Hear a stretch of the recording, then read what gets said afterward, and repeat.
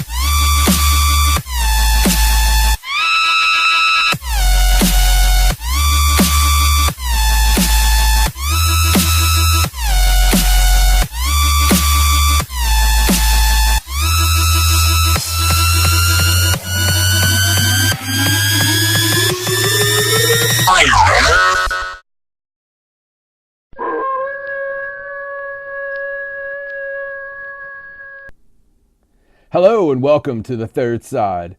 I'm your host, John Edwards, and I'm joined as always by my lovely wife, Stacey. Hello. And this week we're going to have a lot of fun. I've got some stories that I'm actually hoping that you picked up on this week. I didn't want to... Well, if I didn't, I'm sure you can interject them. I didn't want to discuss any of it, a little breaking news or anything like that, know.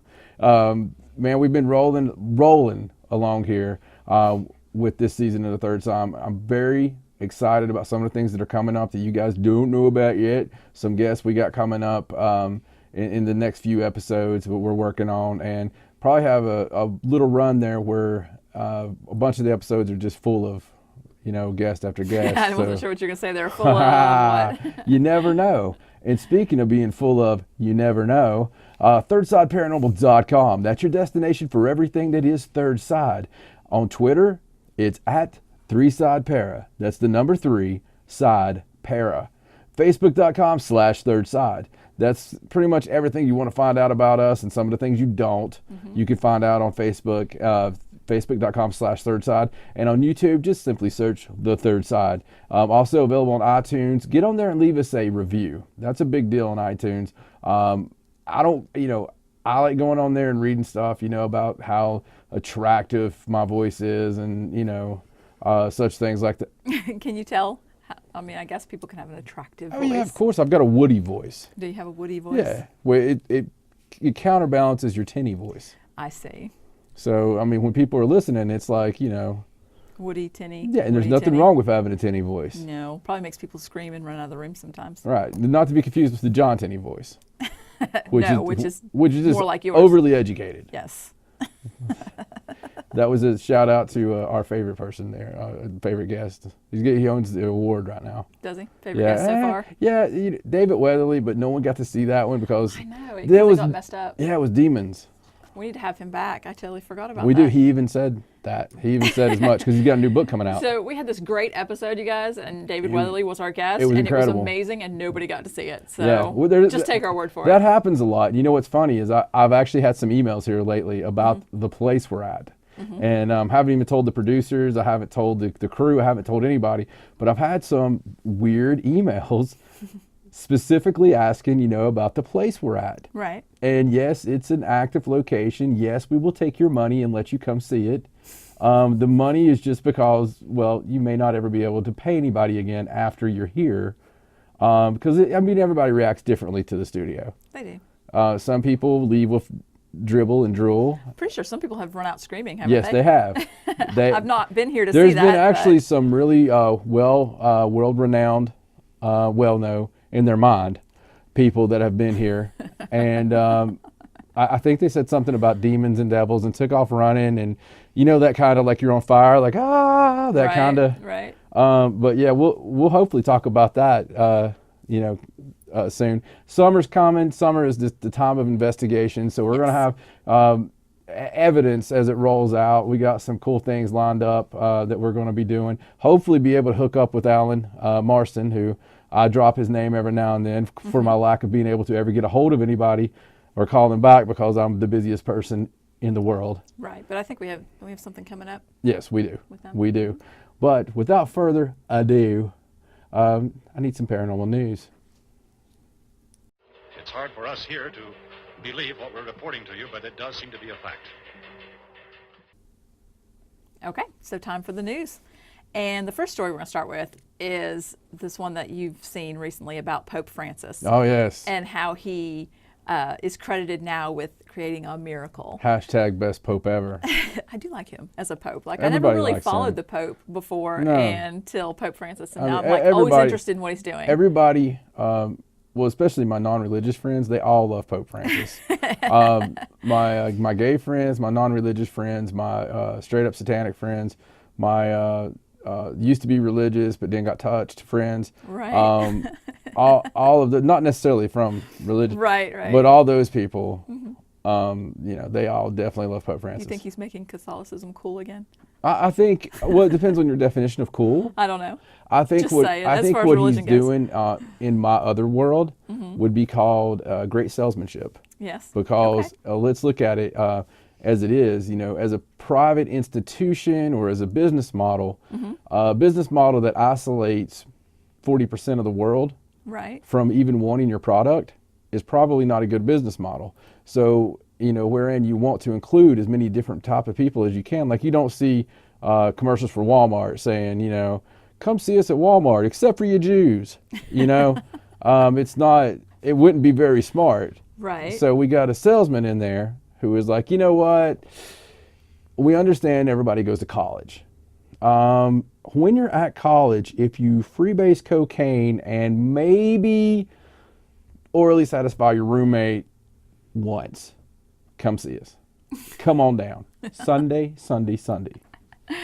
I don't think I've ever heard religion explained as a business model before. Well, There you go. that's probably the problem. Well, anyway. It's all a work. I'm not religion. The world is all a work, I think you're digging a hole. not religion. Anyway, so I don't know what this particular ceremony was or what he was doing, but this is something popes do. They go and visit this blood of this Yes, this is martyr. what popes do. They go Well, kiss it's a- 2,000-year-old vials of blood. I guess. I don't know. I don't know. really wish I was that's what It's a good in- job. It's in Naples. Oh, hey, what's And this? 2,000-year-old martyr. He took the glass thing that the The blood was glass in, thingy, right? yes. And he kissed it, and the blood liquefied where it's normally dry Right. inside. Now, if you read the whole article, it does say that the blood does liquefy from time to time, but it's not ever done it in the presence of a pope. It hasn't done it in the presence of a pope since 1848. Wow. So that So- includes like Pope John Paul II, Right. and Benedict, And none of them. they've all tried And it. they've all done. And I thought that it was funny because down at the bottom of this article, they were trying to say that there's skeptics saying that the blood just does that if you move it or whatever. But hello, these other popes came to visit, Yeah, and it was moved. It doesn't do and it it wasn't for that. liquefied. So I think that argument's irrelevant. Well, I mean, I think it's cool, and I think it's great that it was like credited as a miracle. Right. It might be 2,000-year-old blood of a demon. They don't even know. I mean, really, it's 2,000 it's years. really old. I mean, It's 2,000 Sure. years. Yes. It's very cool that happened. Mm-hmm. It does make sense though, because sometimes any man can actually kiss something and it doesn't remove from its dryness, and then another man can just come along and kiss it and it liquefies. I mean, I totally it's all get about it. the chemistry, right? It's the chemistry. It's unexplainable. Wow. Nobody can. You're doing the exact same thing to the Wow. exact same thing, and it just sometimes it's all over the place, just a mess. You can't even hold your Wow. vial because it's just slippery. I have no idea how you turned a nice story about the Pope into that. But Stick good around. job. Good job. That's right, ladies and gentlemen. Stick around. But I thought it was a pretty cool story. A lot of people were moved. So, I guess if they felt that it was a miracle, that probably helped them in some way. You know what? So there you go. The way this world is right now, I'll take it. Yeah. I'll take it. Give me Any kind of good news, right? Yeah, give me you turn on the news right now, it's like Russia is doing this, North Korea is doing this. The United States is probably the worst one doing everything. There's, even the Falklands War, that's even heating back up. What? That's like 1982, Well, it said that at the end of this article that Pope Francis, while he was in Naples, he was there for the ceremony or whatever, but he also did a lot of other things. He rallied against organized crime, and he went to a prison. Wait, so he's in Italy? Yeah. And he rallies against organized crime. Mhm. I wonder Probably what a good brought place that. to do it. I wonder what brought that up. But he shared a meal with some prison inmates, like just all kinds. It says, you know, I don't know why I pointed this out, but it said including some who have AIDS and some who are transgender and everything. He just was like, everybody come eat with me. So Transgender Italians. I don't know. So anyway, cool Pope. We like him. Cool Pope. Okay, so let's move on. This is a story about SETI, and I know we had a story about SETI recently. Yes, we did. About what they were going to try to start doing. They were going to try to mimic the Big Bang, but then that story came out about there might not have been a Big Bang, so that other story kind of went, I don't know. No, I think this was a story about how they were going to be more proactive instead of just listening for the signals. They wanted to start. Oh, you're talking about SETI. Yeah, isn't that what I just said? I was thinking of CERN. You said Sorry, SETI. I You said did. SETI. Okay. See, usually I make the mistakes. Yeah, I was thinking of the Large Hadron Collider. No, CERN is trying to find a parallel universe. That's a totally different thing. I wonder if they'll find them. It is a totally. You know what? Anyway. The cool thing about that, in the parallel universe, I didn't mess up a while ago. That's true. There's always infinite realities. Yeah, could be. You might like that other parallel universe. I probably would. Okay, so anyway, so SETI now has started a new way to scan the skies. You know, normally they're using the radio waves. They use jazz hands when Yeah, they do it? woo! Usually they use the radio waves, but they've actually switched to a telescope that has been outfitted with infrared light. Oh. And they're using this So now. they're catching up to what ufologists have done for the past 20 years. Right, and they said that. They said that, you know, this isn't new technology, but that it had never been done for By them. SETI. Yeah, for them on a scale of a big SETI. telescope or whatever, Right. like a big one. So they're going to start doing this, and they said that since it's cheaper, they can actually observe for longer periods of time. Ah, So hopefully, who knows what they'll come up with. very cool. So video is cheaper than radio signals. I guess. I don't know, something about the way they're doing it. Smaller telescopes, Yeah. that kind of thing. But I thought it was cool because we've talked about. I still think SETI's government propaganda in the first place. I think it is too, but it's interesting to see what kind of things they come out with and It is. you know, say that But, they're you know, going to. amateur ufologists have been, sky watchers have been using infrared for, I don't know, forever. Well, exactly. That's And why I brought this up, because we see videos They all think the that time. basically the UFOs are better seen in that spectrum. Yeah, because you can go on YouTube and just search the videos and Yeah. sky watching with infrared like all the time. And I mean, I think it would be cool, but we don't own a telescope like that. No so, telescope, nope. but I'd like to. It'd be pointed at the neighbors. I mean, I'm a voyeur. Remind me, voyeur. would it be pointed at our neighbors? Well, I mean, have you seen our? Not yet.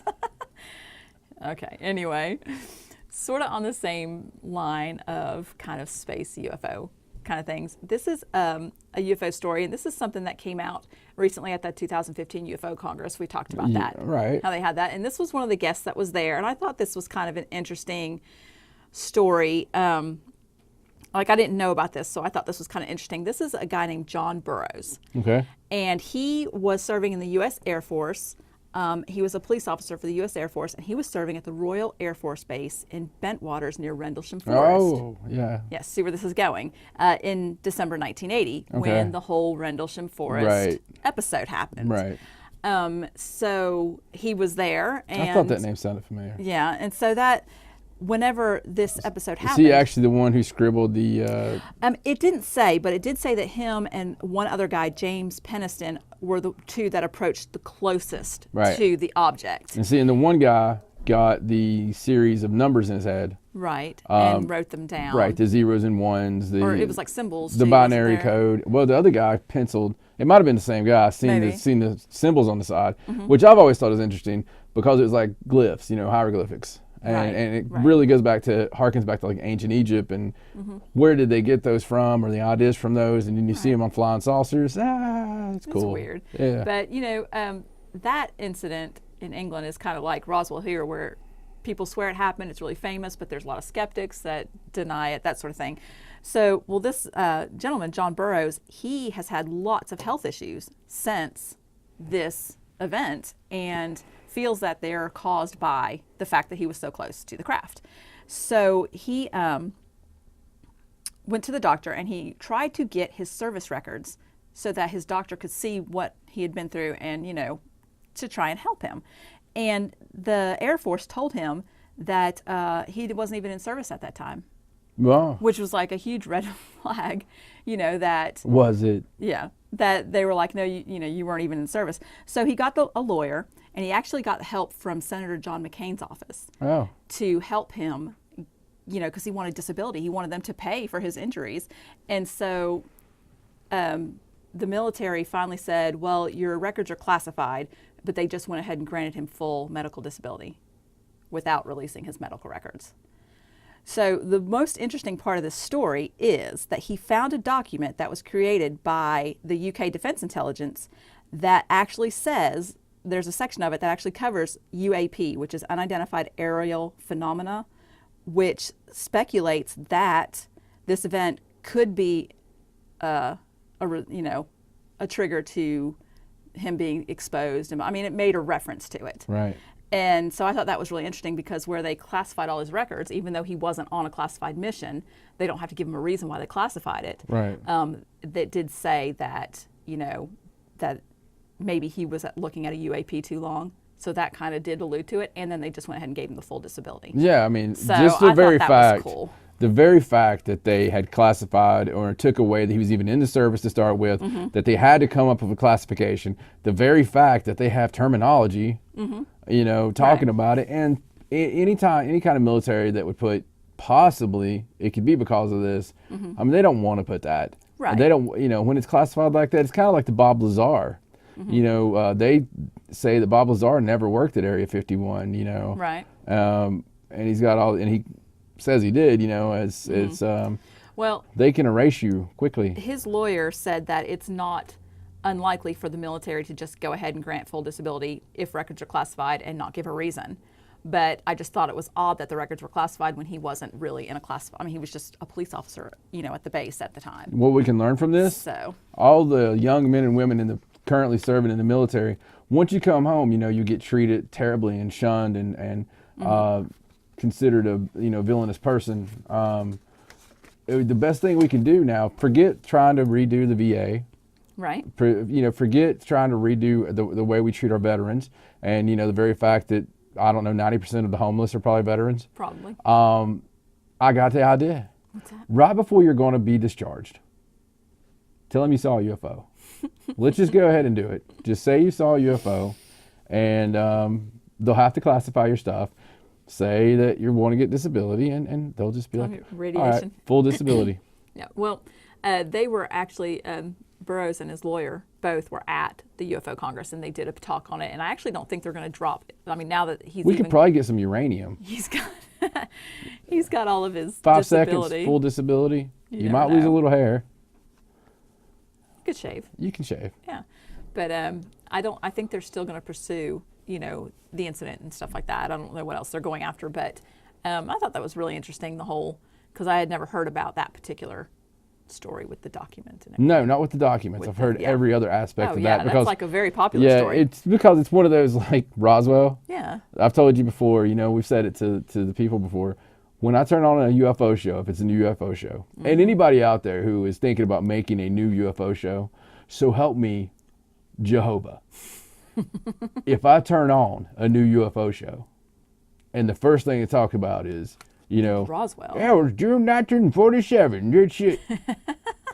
We don't care. Anybody that's watching a UFO show knows about that already. Yeah. I mean, especially like if it's on the Science Channel. If somebody has went that far to find this, they've DVR'd it. 3 weeks later, they're sitting there with a beer and some popcorn, and they're getting ready to watch their new UFO show. Don't cover Roswell. Don't cover Rendlesham. Don't cover Travis Walton, for the love of God. Leave the man alone.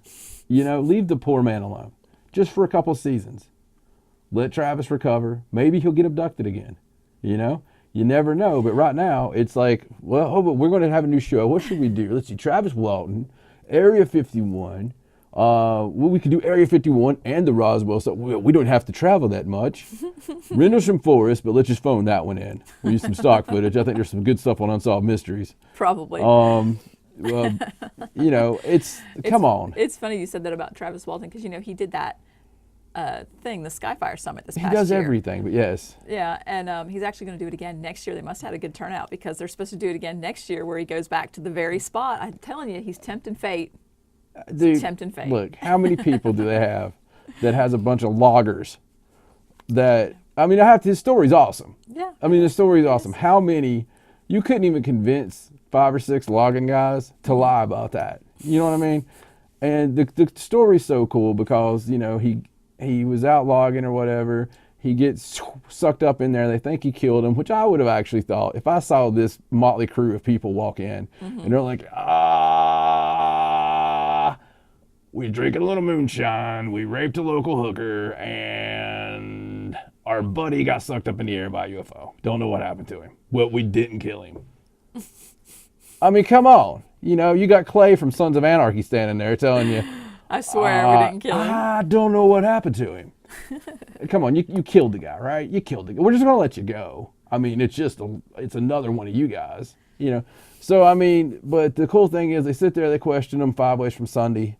You know, they really still thought they did it and everything, but then dude just shows back up. Yeah. You know? Like dude, 5 days later, right, out dude, of nowhere. The cool thing about that is during that questioning, even if he had decided to, I don't know, say he met some attractive, you know, lady who was actually a guy and they wanted to go on a binge for 5 days and they were just covering for his girlfriend, you know? Where's Travis? Well, it's a funny story. You know, he got sucked up in the air. Even if that was covering for somebody or trying to do something for publicity, once you're sitting there with the cops and it goes that long, I mean, the story's got credibility for years. And the guy's so, you know, he's so nice. Yeah. And he's so soft-spoken and everything. I totally believe the story. It's just that I feel like sometimes that I could be Travis Walton. Because I've heard the damn story so much. I mean, you know, there is literally thousands of incredible and credible UFO stories, abduction stories, contactee stories. You know what? Do a special on those crazy ass contactees from the 50s. You know what I mean? The ones who actually said that they went, you know, and partied around the galaxy with these aliens and stuff. That's just fun, you know. But just leave those main stories alone. Aren't there people around now that claim they can contact aliens now?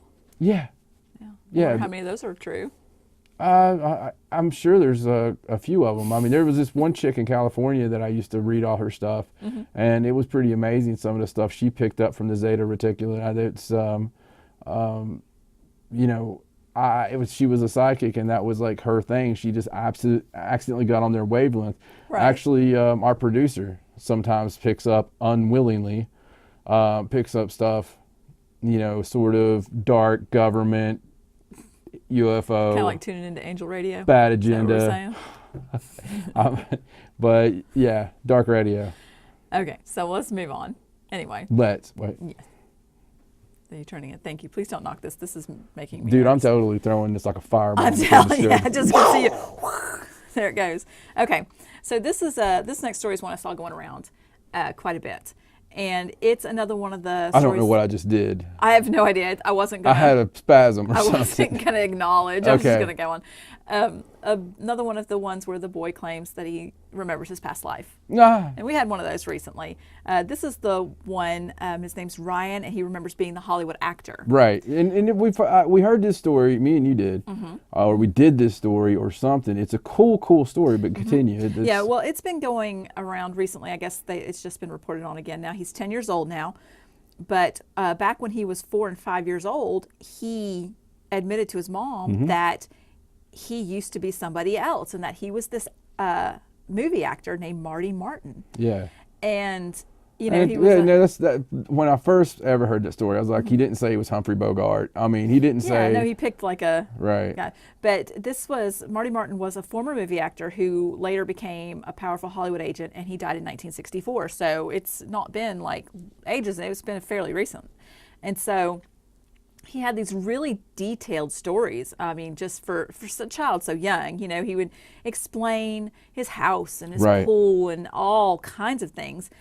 And Even like his siblings. He explained his. Well, the cool thing about Marty Martin, like I believe he started like as a dancer and stuff in New York, right? Right. And that was something that no one would just know from common knowledge. Right. And went to Hollywood to pursue and was like not even like an actor. This guy was a silent extra doing a couple of dances. Right. And it was weird because It's like one of the guys Justin brings in on Paradise University to get killed like in 1 week, Well, and Marty Martin didn't have a typical life either. It wasn't like just, Right. But this Dr. Tucker, was studying this, Sorry. and Such a fucker. he said that almost none of the details that Ryan described were available on Right. the internet or Right. where he could have found them. And of course, he was just a little kid. Right. And so they located Marty Martin's sister, and she confirmed 54 out of 55 of the things that he said. Just a curiosity, how the hell old was his sister? I don't know. Marty Martin was only 61 when he died. In 64. Yeah, so I don't know. I mean, this could have been a while back. No, it wasn't. That's pretty recent. Oh, well, It's pretty who knows? cool. His sister might have been a lot younger than her. But the funny thing about that is the reason it was only 54 out of 55 is because when his sister provided the death certificate, it said that he died at age 59, and Ryan said that he was 61 when he died.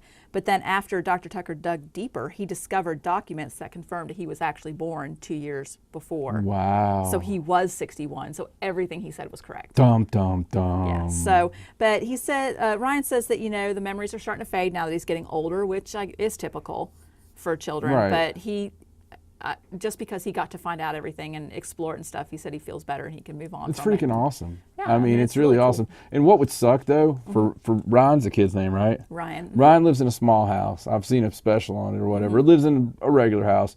Marty Martin had like this big Hollywood life. He was snorting coke off hookers' titties, and he had pools, and he had like incredible cars, and he was living the life, man. Like talent agency he had. I read in depth on this one because Right. I loved being someone who was cursed, gifted, or whatever you want to call it. Mm-hmm. Whenever I see a good story where credibility was actually earned by someone, Mm-hmm. or for the existence of past lives, or the existence of anything where people aren't just shunning it. Right. Very positive story for the field. I read it in depth, Mm-hmm. and I was thinking, man, how bad does it suck to be number one? You're trapped in a 10-year-old's body. Right. All right, and you're remembering all this stuff. Right. And I don't know about the titty and hookers thing. I'm just assuming because if I was in Hollywood, there would nary be a titty around that I didn't snort. Well, Anyway. I mean, I don't do cocaine, but if I were a millionaire Hollywood person, I would probably have to try it once in a while. I think it's in the contract. Isn't Oh, it? you're going to eventually meet Lindsay Lohan. I mean, it's going to happen. She's going to be like, hey, got a bottle of Coke and a tit. Okay. Anyway, were you done with your thought, or Well- do you even know where you were going? I think I was going to the fact it's got to suck being in, normal. Like, just being normal after being something extraordinary. Yeah. Well, I mean, I don't know. Maybe just because you have memories of it doesn't mean that you yearn for it or whatever. Maybe you're just remembering fondly. Perhaps I just yearn for it. Maybe that's what it is. Maybe that's what it is. Sorry about that. I'll just hush for a while. Okay. Anyway, yes, it'll turn. Okay. So this next story is one that I saw. See, I pooped on the Padre on this one. Yeah. I've snorted cocaine off several titties. You made fun of lumberjacks. Yes. I didn't make fun of lumberjacks. Really? I said that if somebody was accused of murder and there was a lumberjack in the room, Okay. I stand corrected. I mean, I stand corrected. lumberjacks probably take that as that's like, they're probably like, yeah, you're damn right, because I'm a lumberjack and I don't care. And we're still not making fun of lumberjacks, No, right? I'm not. Okay.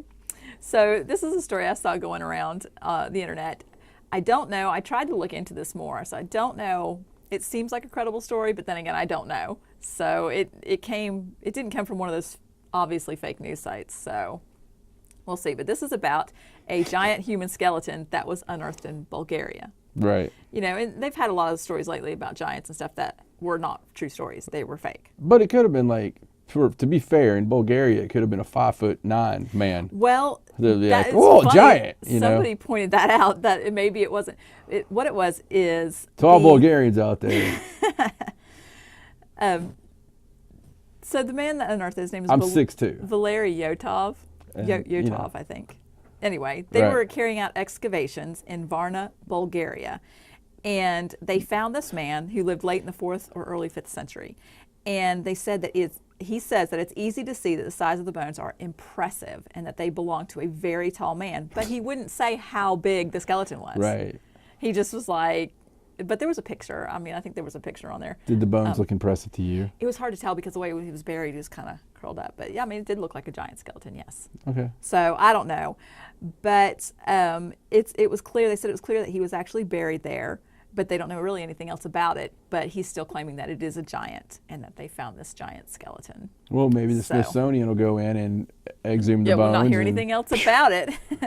I just thought this was funny because, you know, you don't hear about the giant skeletons being found that often. No, not very much. And if he found it, why wouldn't he immediately measure it and be like, this guy's 10 feet tall? Well, you said he was curled up. Right. Well, maybe they didn't know, but he did say that they were impressive. So I hope He that, might not have had a ruler, or maybe he did it like metrically, I don't know. I just wonder how and then big. somebody couldn't convert it for us. I wonder how big impressive is. You know how big impressive is. I think that's We know what your measuring stick is. okay.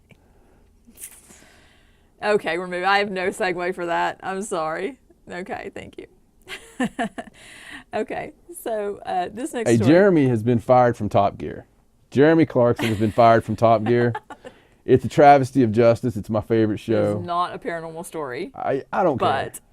but Somebody has to carry on the I'm not afraid to, you know, punch a man in the face and say what I want to say. And well, I'll definitely miss him. I like that show. it's a wonderful show. It's a great show. Continue. Okay, so this story is about. You remember those little books, like when we were younger, and you listened to the book on tape, Right. and when it was time for the slow kids, when it was time for the words to run out and to turn the page, it would make the, Right. you know, because And then you turn the page. right, you turned the page, and I always waited for the sound, even though I knew it was time to turn the page, because I had to do it properly. Because I was just that kind of kid. I'd just sit there and wait, and I'd be like, and then they'd ring it, and I'd turn the page. You never waited, did you? You flipping through the book? I think I didn't look at the book at all. I would sit down and listen and you know, envision it in my head. Oh, you used your imagination. Yes, imagination. I'm not sure I had one of those as a kid. Maybe. I'd continue.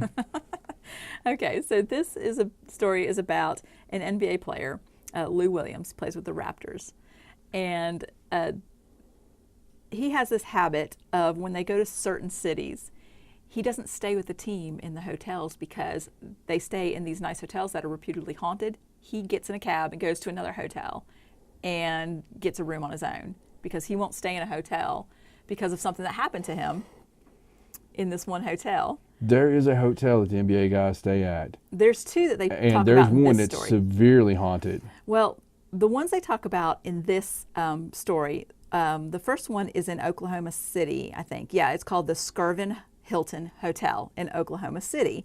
And this is the one that they were talking about him he didn't even go in the hotel. He just immediately got in a cab and paid for his own room and went there because they say that this hotel is believed to be spooked by a former maid who had an affair with the hotel's owner. She got pregnant and Right. he imprisoned her to keep it secret, and then she Yeah, the same jumped old song and blah, dance. blah. Yeah. The whole thing. So It's always some low-paid woman that's got pregnant and been chained to a heater somewhere. well, that's one of the ones that he doesn't stay in. And the reason is not because of what happened in that hotel. I know that hotel's supposed to be haunted, but there's another hotel in Milwaukee called, yes, the Pfister.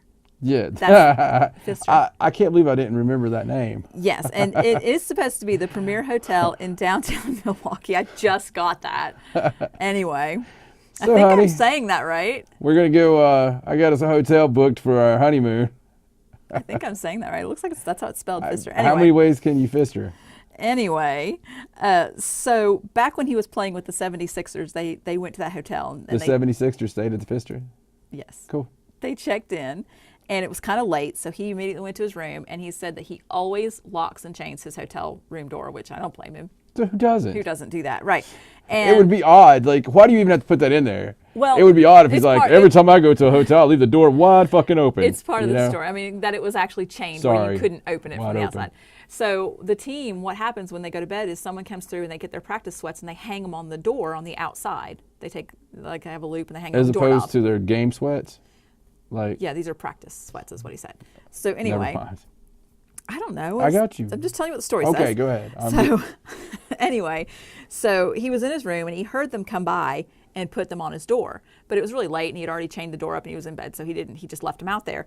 So he went to sleep, and then he said he got up at 3 or 4 in the morning to use the bathroom, and the practice stuff was on the inside of the door instead of the outside. And he totally freaked out, and he has not stayed in the hotel since.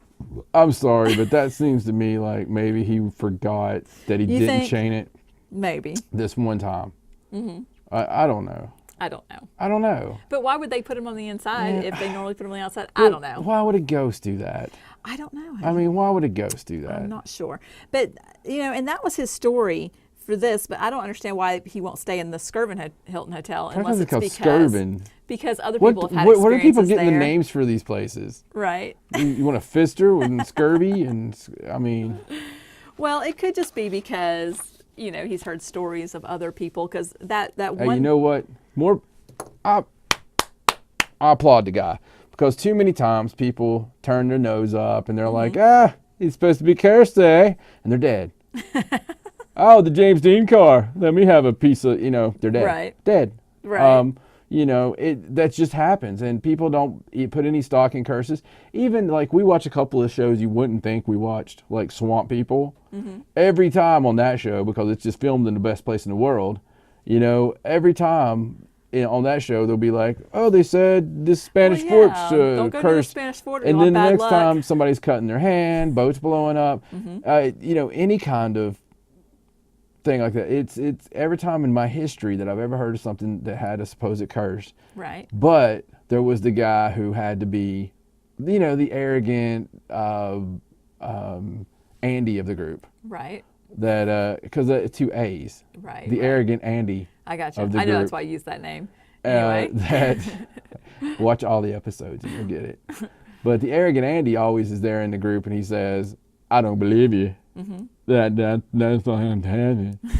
And then the curse, that's always the guy who gets his pecker burned off. That's like the people that when you go places and they say, don't take anything from this place, and people are like, I'm going to take this brick. Yeah. Why would you take the brick? They Tina. said, don't take the brick. Tina from Waverly. Oh, yeah, Waverly's one. isn't She's it? one of the ones that's like, yeah, people take pebbles and then they'll... And then they mail them Yeah, back to her they and be mail like, them please back. take this back. Yeah, because up is down, black is white. Cats loving dogs. It's Well, end of anyway, the world. I just thought that was a really cool story. And the article goes on and actually talks about Major League Baseball players and other basketball players that have all had experiences in these same hotels because they're supposedly very haunted. Just makes me want to go and stay in them yes. and see if anything happens. I'd like to go stay in Pfister. I bet you would. All right, so I got 2 more stories, and these are a little on the lighter side of things, Okay. where Kind of. they're kind of funny, all right. and I sort of just picked them up because they were a little bit ridiculous. So Mm. this first one is about this. You're gonna love this one. This one is about a team of Bigfoot hunters in Australia, Yowie Hunters. excuse me. Yowie Hunters. Yowie. Yowie. And I love the they Australian have a Yowie. YouTube channel, and they've put up a video recently of when they one of the guys, Jason. Didn't Oh, Scooby-Doo go after the Yowie? they're both named Jason Heel. Yes, there's a Yowie. I think they call it the Yowie Yahoo or something. It's a weird name. Anyway, he went to get one of his trail cameras because they, do this. This is their thing. They're Yowie hunters, and Yeah. they put trail cameras out and do sorts of things and post videos. And he went and got his trail camera, and when he came back to his Jeep, there was this, what he calls a Yowie paw print on the back of his Jeep. And he's showed a picture here. I'll show you the picture. There's the picture. Do you see it?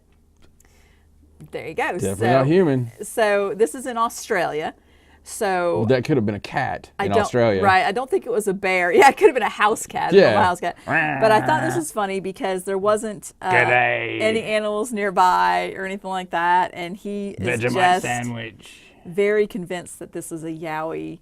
Like, it just walked up and went on the back of his Jeep in the dust. Just to let him know he was Just to there. let you know. Hello, Australia. I actually have made some recent connections. You know, I like to have my little network of people around the world. Right. New guy got a hold of me, and he lives in Southern Australia. And I'm not going to say his name yet because we haven't, you know, gotten that bond just as of yet. But he listens to the show. Hi, how you doing? And he was describing, you know, he was describing, after all the things I've said about Australia being possibly the deadliest place in the world, the guy's like, yeah, you know, we got a paranormal team, and we have a snake pit, and just, you know, kind of passing in the, I was like, a snake pit? Yeah, it was just like in the passing conversation. He was like telling me about, you know, there's some nice shrubbery, with, you know, this is a new statue, a snake pit. What do they do with the snake pit? Throw Indiana Jones in it? I don't know. I mean, what do you do with a snake pit? Is that just a thing that people have in Australia? Maybe to catch the snakes? I don't know. You know, their family's there and what? I don't the Joneses know. have a snake pit. Why can't I have a snake pit? I want a bigger snake pit. I want a bigger snake pit than the Joneses have. Deadlier snakes. Everything's deadly there. I know. You know what? They had hurricanes down there. Like a couple weeks back, they had 3 freaking major hurricanes at the same time. Right. One of them was a Cat 5 with over 200 miles an hour sustained winds. We don't even, I mean, everything's like bigger and meaner down there. I know. I would be terrified of a hurricane in Australia because they'd probably pick some of them deadly animals up and throw them around at you. It'd be terrifying. It'd be like snake tornado. I wonder if the cows down there even like, you know, like it's more like fangs and stuff. Ooh. You don't eat a lot of hamburger in Australia. Probably not. Probably not. Go ahead. Sorry. Anyway, I thought this was kind of funny. And we'll put a link up for the video. You can watch it. It's just him pretty much showing that there's nothing around his car and then showing this. Let me tell you what something funny is. On the back of it. Go somewhere like YouTube and look up yaks crossing the crocodile-infested river. Oh, God. That's something funny. No, that's terrible. Something about the 400 of them. They're putting their little toes in, and then and they all move back. I like it when they're all standing there and one's like, okay, I'm getting in. And I'm getting in. And then the crocodile gets him and they all just run like, oh, screw it, Bob's dead. God bless you, Australia. God bless you. Okay, last story. You're going to like this one. I'm sure I will. This is a story about a Russian entrepreneur that is selling canned air from Yeti's cave. From the Yeti's cave. Canned air. Aren't you excited? I'm waiting. I know you want to get some. I'm waiting. Apparently, it'll make you better in bed. Well, of course it will. I mean, of course it will. You know how they can make that claim? How's Let that? me tell you exactly how they can make that claim. I'm sure it's money back guarantee. Because if you're the type of guy that right now is going to order a can of canned air from a Yeti's cave, the chances of you having sexual intercourse with a human being is slim and none, and Slim just left town, okay? I mean, come on, of course you could say that. Yeah, so it's not very expensive. It's only about $3 a can. Canned air. Because, I mean... Is it just $3? Sure, really? I'm sure it's not a lot of overhead. Any shipping and handling? Probably. I mean, let me see that. Sometimes, order this. You want me to order a can of air? I want a can of air. I want to know why... Sitting right here on every show. I want to know why we didn't think of this. Canned air. They're selling air. You could blow in a can. We could probably sell it. Here's John's breath. We're selling this in a can. Well, you know, what we're missing here, though. I mean, I wonder how much they pay the Yeti to... No, they just get it out of the cave. No, they just get it. They just put it in They there. just go in a cave that supposedly has lots of Yeti sightings, where the air is rich with minerals or whatever. You know what we should do? Can it. You know what we should do? What should we do? Let's sell Yeti feces. Ew. Yeah. Where are we going to get the feces? I don't want to know. We mix a few things together, like goat, cat.